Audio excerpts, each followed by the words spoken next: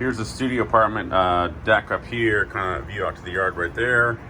And then we're gonna walk in to the studio itself. You kind of run through here how it works.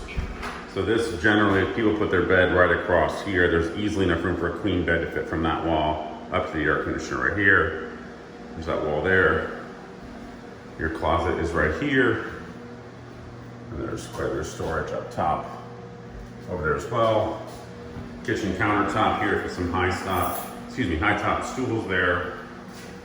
Little storage here, shelf, view of the driveway there. These are all newer cabinets from IKEA. There's storage back over there too, up here. And then here's the bathroom over here, right there. And there's a smoke glass on this right here for privacy as well. And the fan is automatic with the switch. There is one more circle of the studio.